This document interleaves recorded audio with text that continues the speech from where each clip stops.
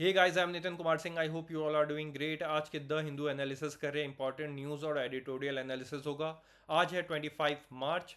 आज हम लोग तीन टॉपिक्स को डिस्कस करेंगे। पहला है जो ऑर्गन डोनेशन होता है या फिर ट्रांसप्लांट होता है, ये इन्फॉर्मेशन हॉस्पिटल्स को गवर्नमेंट को देना होता है 48 आवर्स के अंदर। बट हॉस्पिटल्स ये काम नहीं कर रहे आज के डेट में। इसके पीछे के रीज़न क्या है, इसे समझेंगे। दूसरा टॉपिक है फूड वेस्टेज को लेके। काफ़ी अच्छा एडिटोरियल है ये। फूड वेस्टेज क्या होता है, फूड लॉस क्या होता है, इंडिया कहाँ स्टैंड करता है, इससे कैसे, इस प्रॉब्लम को कैसे टैकल किया जाएगा, उसे हम लोग समझने की कोशिश करेंगे। थर्ड जो आर्टिकल है, ये बेसिकली बात करता है यूएस इंडिया का मार्केट चाहता है, एग्रीकल्चर मार्केट चाहता है तीन प्रोडक्ट्स को लेकर के। ठीक है, सोयाबीन, कॉटन और कॉर्न, ये तीन को एक्सपोर्ट करना चाहता है, जिसके ऊपर इंडिया हाई टैरिफ लगा रखा है 50%, 45%। तो ट्रम्प साहब बोलते हैं अगर आपने ये टैरिफ नहीं हटाया आपने इन प्रोडक्ट्स के ऊपर, तो हम रेसिप्रोकल टैरिफ लगा देंगे आपके ऊपर। ठीक है, तो इसको डिटेल मैनर में हम लोग आज समझेंगे। आइए स्टार्ट करते हैं आज के न्यूज़ एनालिसिस को। ये आर्टिकल डील कर रहा है आपका जो ऑर्गन ट्रांसप्लांट होता है, वो डेटा आज की डेट में जो हॉस्पिटल्स है वो सेंट्रल गवर्नमेंट के साथ शेयर नहीं कर रहे हैं। इससे रिलेटेड प्रॉब्लम्स हो रही है क्या, कि जब गवर्नमेंट के पास इन्फॉर्मेशन ही नहीं है कि कितने अमाउंट में लोगों ने डोनेशन दिया है ऑर्गन को, या फिर कितने लोगों का ऑर्गन ट्रांसप्लांट हुआ है, ये इन्फॉर्मेशन गवर्नमेंट के पास होगा नहीं। तो उनको पता कैसे चलेगा कि किस स्टेट में ज़्यादा ये हो रहा है, या फिर किस स्टेट में पीछे है, ऑर्गन ट्रांसप्लांट नहीं हो पा रहे क्योंकि ऑर्गन की कमी है वहाँ पे। और उसी के साथ में जो दूसरा स्टेट है वहाँ पे लार्ज अमाउंट में ऑर्गेन्स है। तो जो मेंटेन करना है कि ऑल ओवर इंडिया जो ट्रांसप्लांट है, ऑर्गन ट्रांसप्लांट है, वो प्रॉपर मैनर में काम कर सके, तो ये इन्फॉर्मेशन बहुत ज़रूरी हो जाती है गवर्नमेंट के लिए। इसे आप जीएस पेपर 2 से कंपेयर कर सकते हो, गवर्नमेंट इनिशिएटिव एंड पॉलिसीज और हेल्थ।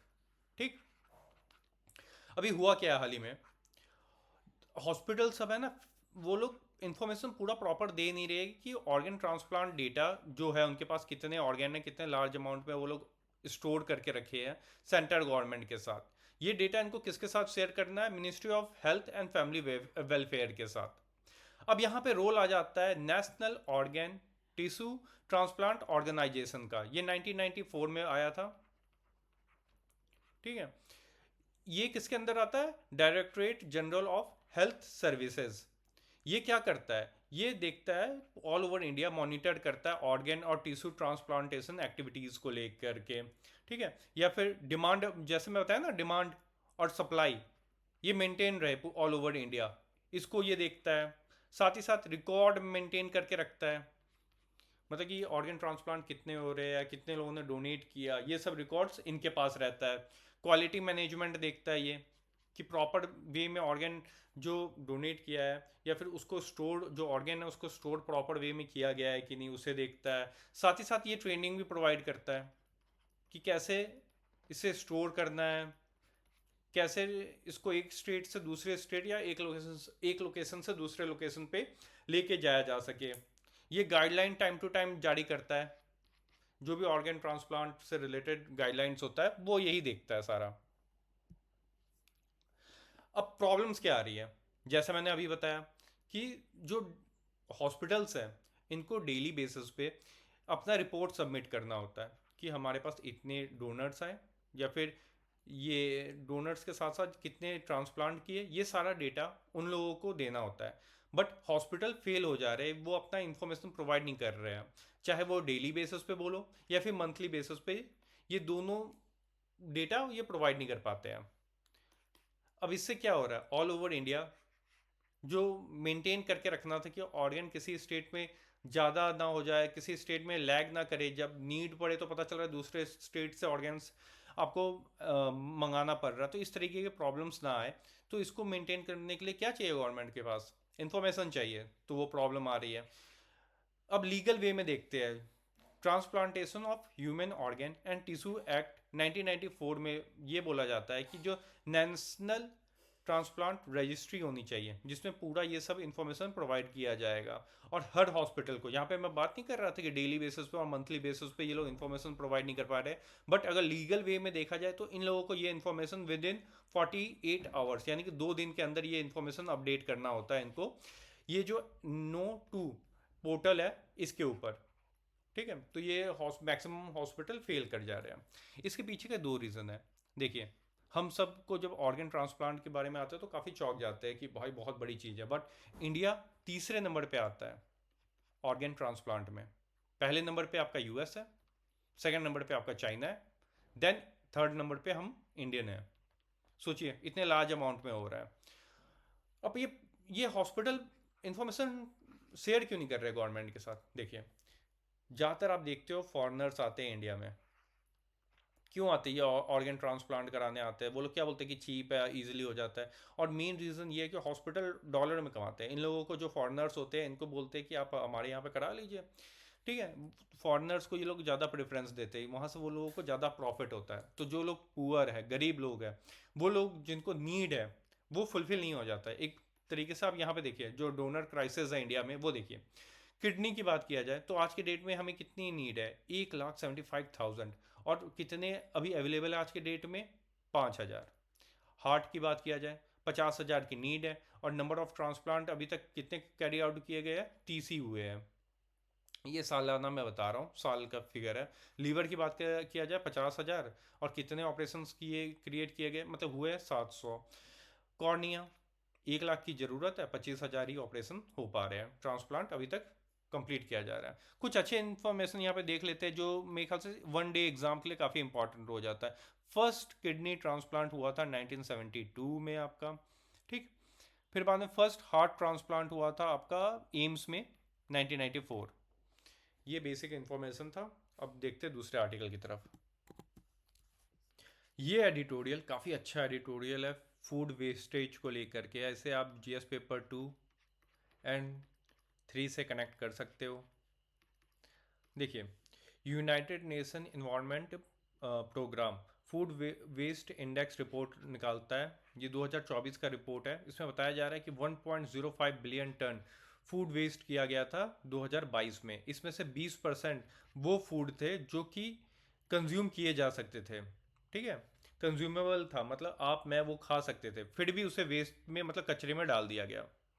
इंडिया की बात करें तो इंडिया टॉप करता है यहाँ पे फूड वेस्ट में। तो 2 फेलियर्स को नोटिस कर सकते हो। एक तो प्रॉपर हम लोग जो रिसोर्स है उसे मैनेज नहीं कर पा रहे हैं, और दूसरा मॉडल फेलियर है कि हमारा और आपका एक मॉरल रिस्पॉन्सिबिलिटी है इस सोसाइटी में कि फूड अगर बच रहा है तो हम उसे डोनेट कर दें, या फिर इस तरीके से उसे यूटिलाइज करें कि वो वेस्ट ना हो। तो एक तरीके से ये मॉडल फेलियर भी है।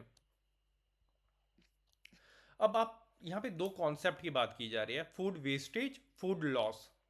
फूड वेस्टेज और फूड लॉस जो है, पहले ये जानिए कि मतलब कि जितने भी फूड वेस्टेज आज के डेट में देख रहे हैं, 1/3 जो फूड वेस्टेज आपको देखने को मिल रहा है पूरी दुनिया में, वो फूड वेस्ट है या फिर लॉस है। इन दोनों को कंबाइन करके, इन दोनों को कंबाइन कर दोगे तो जो ये अमाउंट है 1 ट्रिलियन तक पहुंच जाता है। ठीक है, कितना बड़ा अमाउंट है। और अफ्रीकन कंट्रीज़ की बात करें, वो बेचारे लोगों की तो प्रॉब्लम ही अलग है। वहाँ पे जो ये 40% जो वेस्टेज देखने के लिए मिल रहा है, ये इन्वायरमेंट के कारण हो रहा है। मतलब कि इन्वायरमेंटल इम्पैक्ट आ गया उनके क्रॉप्स के ऊपर, या फिर कोई इंसेक्ट आ करके लग गया तो वो फूड वहाँ पर वेस्ट हो जाता है। फूड या फिर क्रॉप्स उनके वेस्ट हो जाते हैं। अब वेस्ट और लॉस के बीच का बेसिक डिफरेंस समझ लेते हैं। जो फूड वेस्ट अगर मैं कहूँगा तो उसका मतलब आपको ये समझना चाहिए कि वो मैन्युफैक्चरिंग के टाइम, मतलब कि कोई प्रोडक्ट गया, जैसे कि आपने स्ट्रॉबेरी मार्केट से, मतलब कि फार्म हाउस कहीं फार्मर से खरीदे, मैन्युफैक्चरिंग प्लांट में गया, वो लोग चेक करते हैं कि वो उनके स्टैंडर्ड को मैच कर रहा है कि नहीं कर रहा, वो फेंक देते हैं। दूसरा आ जाता है आपके रिटेल, रेस्टोरेंट और हाउस होल्ड। मतलब रिटेल में हो गया कि वो गया मार्केट में, सुपर मार्केट में गया, जहाँ पे आप लोग जाते हो सामान खरीदने, तो वहाँ पे वो प्रोडक्ट्स रखे जाते हैं, तो उनका भी एक लाइफ होता है ना, कि उतने टाइम में बिका तो बिका, नहीं तो वो लोग क्या हो जाते हैं, ख़राब हो जाते हैं, मतलब एक्सपायर्ड हो जाते हैं। तो उनको क्या किया जाता है, उनको फेंक दिया जाता है। फिर हाउस होल्ड, हम और आप, हम लोग जाते हैं मार्केट में, फूड खरीद के लाते हैं या फिर कुछ भी खरीद के लाते हैं, रखते हैं। उसमें से भी क्या होता है, घर में वो चीज़ एक्सपायर्ड हो जाती है क्योंकि हमने ज़्यादा अमाउंट में खरीदारी कर ली है। या फिर हम लोग जैसे कि 4 लोगों के लिए रोटी बनानी थी, तो सब लोग बोले कि दो दो खाएंगे, 8 बनानी थी। आपने क्या किया, 15 बना लिया कि कहीं किसी को ज़रूरत पड़ जाए। तो वो जो एक्स्ट्रा आपने बनाया, मतलब 10 ही कंज्यूम हुआ होगा, मे बी 5 क्या हुआ, वेस्ट में चला गया, कचरे में आपने उसे फेंक दिया। तो ये प्रॉब्लम्स जो होती है ये आपको फूड वेस्ट कैटेगरी में आती है।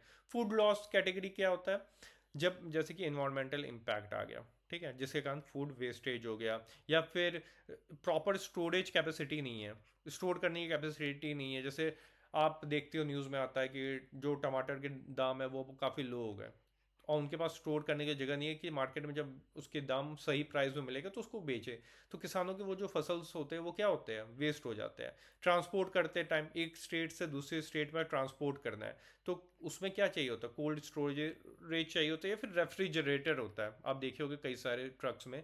तो ये फैसिलिटी कई सारे लोगों के पास नहीं होता। तो एक जगह से नॉर्मल ट्रक में एक जगह से दूसरी जगह जब इनका प्रोडक्ट जा रहा होता है उस समय वेस्ट हो जाता है। या फिर प्रॉपर हैंडलिंग नहीं होती है। प्रॉपर हैंडलिंग का मतलब है कि सपोज करो टमाटर की बात करते हैं, टोमेटो में क्या होता है कि वो क्या किया कि किसान ने बोरी में डाल दिया तो पिचक गए, तो एक जगह से दूसरी जगह जा रहा है तो उठा उठा के फेंक रहे, तो वो पिचक जाते हैं, तो वो जल्दी खराब हो जाते हैं। ठीक है, तो वो प्रॉब्लम्स आ सकती है देखने के लिए।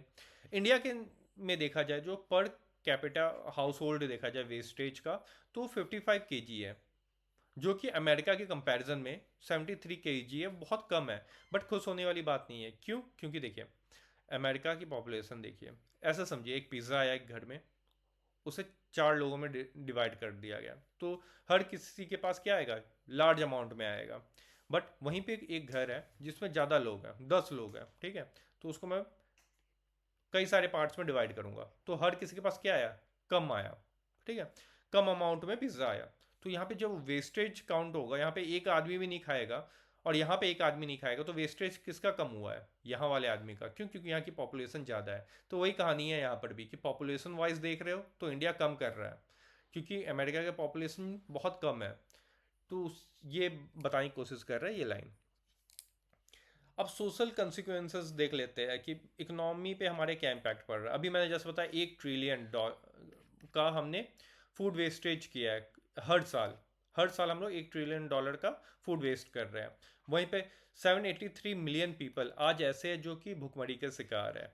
वर्ल्ड ओवर की बात कर रहा हूँ, इंडिया के नहीं, ठीक है। इंडिया में देखा जाए तो 78 मिलियन टन फूड वेस्ट करते हैं हम लोग एनुअली, जिसमें से 20 करोड़ लोग आज भी इंडिया में रात में भूखे पेट सोते हैं। अब कंट्रीब्यूशन देख लेते हैं इंडिया का कि जो फूड वेस्टेज हो रहा है उसके पीछे क्या क्या कारण हो सकते हैं। पहला तो हाउस होल्ड, हमारे और आपके घर की कहानी है। क्यों, देखिए ओवर परचेज कर लेते हैं हम लोग, सुपर मार्केट जाते हैं, पता चला अरे सेल में है, चलो खरीद लेते हैं। नीड है भी कि नहीं ये नहीं देख रहे, हम लोग खरीदते जा रहे हैं। और बाद में जब घर पे आते हैं हम लोग कम कंज्यूम करते हैं, बाकी जो बच जाता है वो एक्सपायर हो जाता है, हम लोग उसे फेंक देते हैं। इम प्रॉपर मील प्लानिंग है, मतलब खाना, वही वाली बात है, खाना 3 लोगों को है, हम लोग 5 लोगों का खाना बना दे रहे हैं, तो जो बच जा रहा है उसे हम लोग फेंक दे रहे हैं। स्मॉल स्टोरेज स्पेस है, और ऑब्वियस बात है फ्रिज में आप कितना ही बचा करके रखोगे, है ना। कुछ अमाउंट का फूड तो आप बाहर ही रखोगे, वो कुछ दिनों में ख़राब हो जाता है। और हमारी कल्चरल हैबिट भी है, मतलब अगर आपके घर में कोई रिश्तेदार आ जाता है तो आप लोग बोलते हैं 56 तरीके का खाना बना देते हैं उन लोगों के लिए। ठीक है, तो वो ऑब्वियस सी बात है, वो 56 भोग तो करेगा नहीं, बचेगा, तो जो बच जाता है वो हम लोग फेंक देते हैं। रिटेल मार्केट की बात किया जाए तो वही वाली बात है कि स्टोरेज रिलेटेड प्रॉब्लम्स है, और जो उनकी सेल्फ लाइफ होती है काफ़ी कम टाइम के लिए होती है। देखिए हाउस होल्ड लेवल पे देखा जाए तो लगभग 61% फूड वेस्टेज होता है, सिर्फ और सिर्फ हाउस होल्ड लेवल पे। मैं रेस्टोरेंट की बात नहीं कर रहा, रिटेल की बात नहीं कर रहा, सिर्फ और सिर्फ हाउस होल्ड, मतलब हमारे और आपके घर से। तो क्या ज़रूरत है आज की डेट में, कंज्यूमर एजुकेशन की ज़रूरत है कि इन सब के लिए एजुकेट किया जाए, लोगों को अवेयरनेस फैलाई जा सके कि आप कितना वेस्टेज कर रहे हो। अब इसका इन्वायरमेंटल इम्पैक्ट क्या हो सकता है, देखिए जब आपको कोई चीज़ प्रोड्यूस करना होता है, फूड प्रोडक्शन करना होता है, तो उसके लिए आपको लैंड की ज़रूरत है, ज़मीन, वाटर और एनर्जी, इन 3 चीज़ों की ज़रूरत होती है। तो आप सिर्फ फूड वेस्ट नहीं कर रहे हो, उसमें लगा हुआ जो ये सब 3 चीज़ें हैं इनका भी वेस्टेज होता है। लगभग 10 to 12% जो फूड वेस्टेज मिलता है म्यूनसिपल को, जो कि ये लोग यूज़ करते हैं लैंड फिलिंग के लिए, उसके कारण मीथेन गैसेस इन्वायरमेंट में आती है। ठीक है। मीथेन गैसेस जो हमारे इन्वायरमेंट में है उसके पीछे का रीज़न एक हमारा फूड वेस्टेज भी है। अब ग्लोबल लेवल पे देखा जाए, जो ग्रीन हाउस गैसेज है, ये 8 to 10% कहाँ से देखने के लिए मिलते हैं? फूड वेस्टेज के कारण। इन्वायरमेंटल इम्पैक्ट्स बता रहा हूँ। पहला मैंने बताया मीथेन, जो 10 to 12% है। बाद में 8 to 10% आपको क्या ग्रीन हाउस गैसेस देख रहे हैं इन्वायरमेंट में, किसके कारण? फूड वेस्टेज के कारण। अब फूड जो अब हम और आप वेस्ट कर रहे हो, उससे अगर एज अ कंट्री देखा जाए तो ये तीसरे नंबर की कंट्री बन जाए अगर एक जगह इकट्ठा किया जाए। पहला चाइना, दूसरा यूएस आएगा, और तीसरा जो हमने फूड वेस्ट किया है उसको एक जगह इकट्ठा कर दो तो ये तीसरे नंबर की कंट्री बन जाएगी इन अ साइज। ठीक। अब इस चीज़ को रिड्यूस कैसे किया जा सकता है? ऑब्वियस सी बात है, रिड्यूस करो अपना फूड वेस्ट को, और सस्टेनेबल डाइट को फॉलो करो। मतलब कि आप रोटी चावल ये सब को छोड़ करके जो प्लांट बेस्ड फूड है उसे कंज्यूम ज़्यादा करें। प्लांट बेस्ड फूड का मतलब हो गया हरी वेजीज को कंज्यूम करें। ठीक। और सस्टेनेबल डाइट को फॉलो करना था। और यहाँ पे ये भी है, जो हमारे ये प्रोडक्ट्स नहीं होते जिनके एक्सपायरी डेट होते हैं, कि इसको इतने टाइम पे आपने कंज्यूम किया तो किया, नहीं तो ये एक्सपायर्ड हो जाएगा, उसे कम से कम हमें यूज़ करना है। कि मार्केट, हम लोग डिमांड कम करेंगे तो वो लोग सप्लाई भी कम करेंगे। फूड वेस्ट एक तरीके से सोशल इनजस्टिस भी है काफ़ी लोगों के लिए। इंडिया मेजर फूड प्रोड्यूसर है, मेरे को आपको भी पता है, बट आज भी कई लोगों के लिए फूड एक्सेसिबल नहीं है और अफोर्डेबल नहीं है। महंगाई, फूड आप देख ही रहे हो मार्केट में, तो इसको एक्सप्लेन करने की ज़्यादा ज़रूरत नहीं है। जो फूड हम लोगों ने सस्टेनेबल डेवलपमेंट गोल है इसको अचीव करना है, तो उसमें जो सेकंड पॉइंट है वो ज़ीरो हंगर को इम्पोर्टेंस देता है। दूसरा 12.3 ये बोलता है कि जो फूड वेस्ट है उसे रिड्यूस करना है, चाहे वो रिटेल या फिर कंज्यूमर लेवल।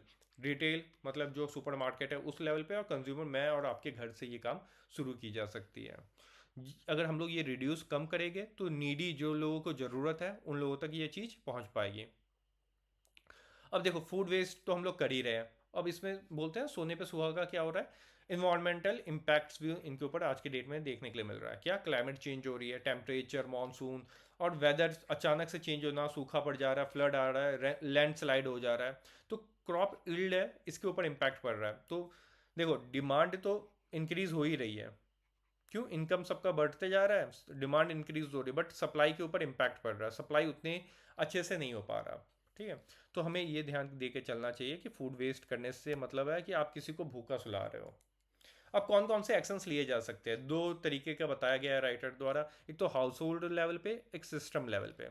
हाउस होल्ड मतलब हमारे और आपके घर से ये चीज़ की जा सकती है। स्मार्ट मील प्लानिंग करें और शॉपिंग करें। मतलब अगर 3 लोगों को खाना है तो ऑब्वियसली बात है कि कम बनाएं। 3 लोगों के लिए ही बनाएं या फिर उससे कम ही लोगों के लिए बनाएं। ठीक है। वैसे भी जापान में बोलते नहीं है, हेल्दी लाइफ का रीज़न क्या? हाफ पेट खाओ। शॉपिंग लिस्ट बना कर जाए। अब जब भी मार्केट जाए तो शॉपिंग लिस्ट बनाए, जो नीड है उसी को खरीदें, उससे ज़्यादा ना खरीदें।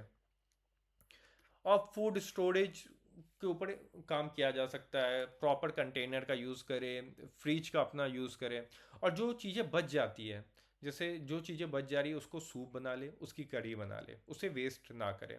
अगर फिर भी बच जा रहा है तो उसको आप कहीं डोनेट कर दे, आप चैरिटी में दे सकते हो या फिर फूड बैंक को दे सकते हो। सिस्टम लेवल मतलब गवर्नमेंट अपने लेवल पे क्या कर सकता है? तो सबसे पहला तो काम है जो हर साल देखने के लिए न्यूज़ में मिलता है, वो है कोल्ड स्टोरेज फैसिलिटी को गवर्नमेंट को प्रोवाइड करना चाहिए। ट्रांसपोर्टेशन इंफ्रास्ट्रक्चर को और अच्छा करने की ज़रूरत है आज के डेट में। जो बिजनेसेस है, मतलब कि प्राइवेट सेक्टर है, वो क्या कर सकता है कि जो उनके पास अनसोल्ड फूड रह गया, जैसे कोई सुपर मार्केट है, उसको पता है कि आने वाले एक वीक में ये फूड एक्सपायर्ड होने वाला है, तो वो उन जगहों पे फूड भेज सकता है जहाँ पे नीड है। स्कूल, इंस्टीट्यूशन, ऐसे जगहों पे अवेयरनेस कैंपेन लगाया जा सकता है कि आप अपनी रिस्पॉन्सिबिलिटी समझे as a consumer. Policy support की ज़रूरत है कि फूड रीडिस्ट्रीब्यूशन नेटवर्क बनाया जा सके। जैसे कि यहाँ पे राइटर बोलते हैं एक ऐप बना दो। ठीक है। जहाँ पे बताया जा सके भाई हमारे पास इतना फूड है, एक्सपायर्ड होने वाला है एक वीक के अंदर, किसी को नीड है हमसे ले लो। इस तरीके का ऐप डिज़ाइन किया जा सकता है। ऐसा नहीं है गवर्नमेंट अपनी तरफ से कुछ कर नहीं रहा। एक सक्सेसफुल स्टोरी भी हमारे पास है, सेव फूड शेयर फूड। ये प्रोग्राम आज की डेट में काफ़ी अच्छा रन कर रहा है, तो गवर्नमेंट को और भी ऐसे इनिशिएटिव टाइम टू टाइम लाने की ज़रूरत है। काफ़ी अच्छा एडिटोरियल था। आज के लिए इतना ही। Take care. ये आर्टिकल बेसिकली डील कर रहा है कि यूएस है ना आज की डेट में इंडिया का एग्रीकल्चर मार्केट का एक्सेस चाहता है। ठीक है, तो उससे रिलेटेड ये पूरा आर्टिकल है।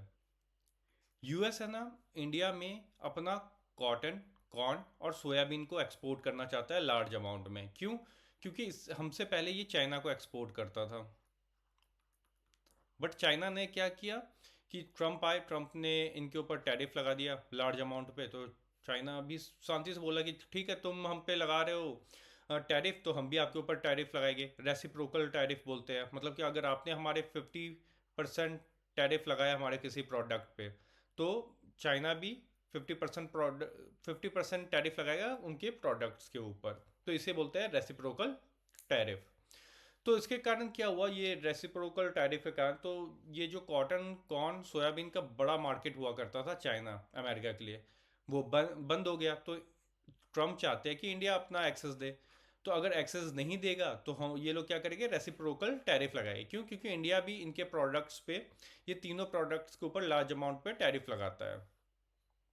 अमेरिका ये जो तीन प्रोडक्ट है, कॉटन, कॉर्न, सोयाबीन, ये लार्ज अमाउंट में एक्सपोर्ट करता है। बट पिछले कुछ समय से जो ग्लोबल मार्केट में इनकी डिमांड है वो डिक्रीज होती जा रही है।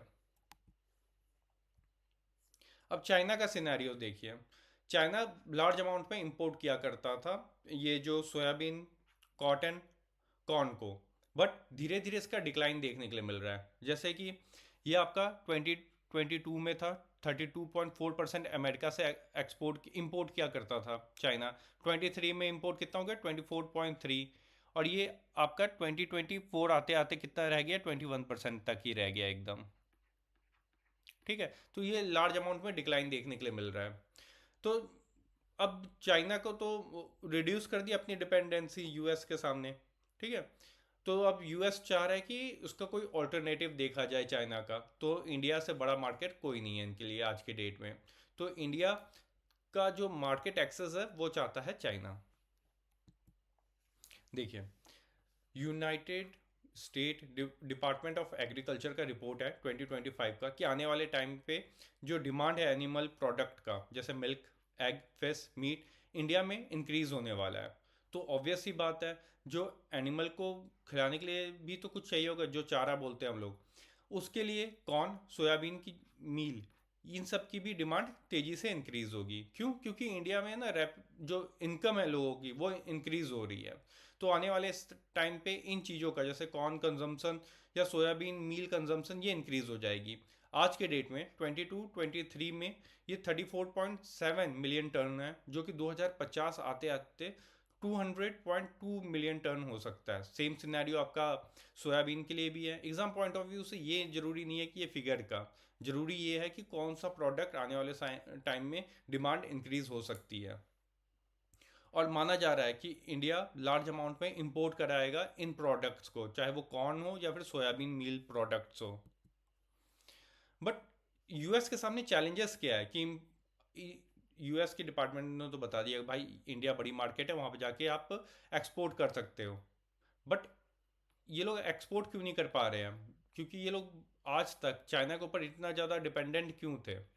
ठीक है, जैसे हम लोग अभी देख रहे हैं, चाइना के ऊपर ये लोग ज़्यादा डिपेंडेंट हुआ करते थे, बट चाइना ने अपनी डिपेंडेंसी एकदम से कम कर दी। देख रहे हो आप लोग, ईयर बाय ईयर कितने तेज़ी से डिक्रीज हो रहा है। देखो चाइना ने भी क्या किया कि जैसे ही इनके ऊपर ट्रम्प ने टैरिफ लगाना स्टार्ट किया, इन्होंने भी ऑल्टरनेटिव मार्केट देख लिया कि आपसे ज़्यादा एक्सपोर्ट तो हमें ब्राज़ील कर देगा। ब्राज़ील लार्ज अमाउंट में कॉर्न, सोयाबीन, ये सब प्रोड्यूस करता है। तो ये लोग सोच रहे हैं कि अब ये लोग एक्सपोर्ट कराएंगे, सॉरी इंपोर्ट कराएंगे, कहाँ से? ब्राज़ील से। तो अब इंडिया में यूएस को एक्सेस चाहिए, तो उन्होंने बोला है, ट्रम्प साहब ने बोला है इंडिया को कि देखो आप लोग ना 45% का कस्टम ड्यूटी लगाते हो हमारे सोयाबीन पे, और 50% का कॉर्न पे हम लोगों का आप टैरिफ लगाते हो। ये होता क्या है देखिए, जो प्रोडक्ट अमेरिका में 100 रुपये में है वो इंडिया मार्केट में आता है, तो 45% इसके ऊपर कस्टम ड्यूटी लग जाता है, यानी इंडियन मार्केट में वो 145 का बिक रहा है। सेम सिनारियो आपके लिए सोयाबीन का चला जाता है कि वो 100 रुपये का अगर अमेरिका में, तो इंडिया में आके 150 का हो जाएगा, तो महंगा हो जाएगा। तो इंडियन मार्केट में कोई भी महंगा प्रोडक्ट क्यों खरीदेगा? तो बोल रहे हैं यूएस की ये जो आप लगा रहे हो ना, इसे नेगलेक्ट करो, नहीं तो हम भी इतने ही लार्ज अमाउंट पे आपके प्रोडक्ट के ऊपर भी टैरिफ लगा देंगे 45% 50% का।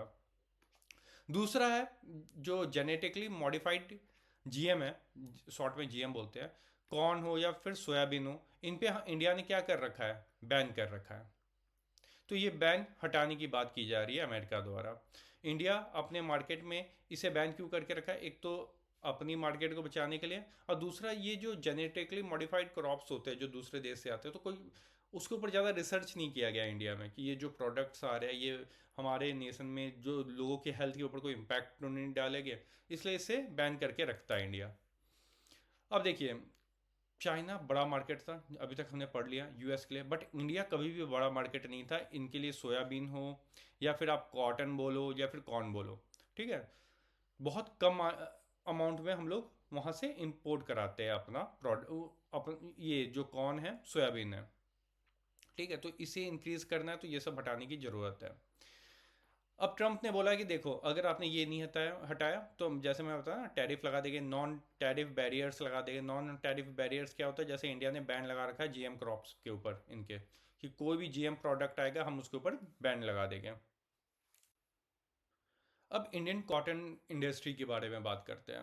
एक टाइम था, 2000 के टाइम का सिनारियो है, इस समय हम लोग सेकेंड नंबर पे आते थे वर्ल्ड में, कॉटन एक्सपोर्ट करते थे लार्ज अमाउंट पे।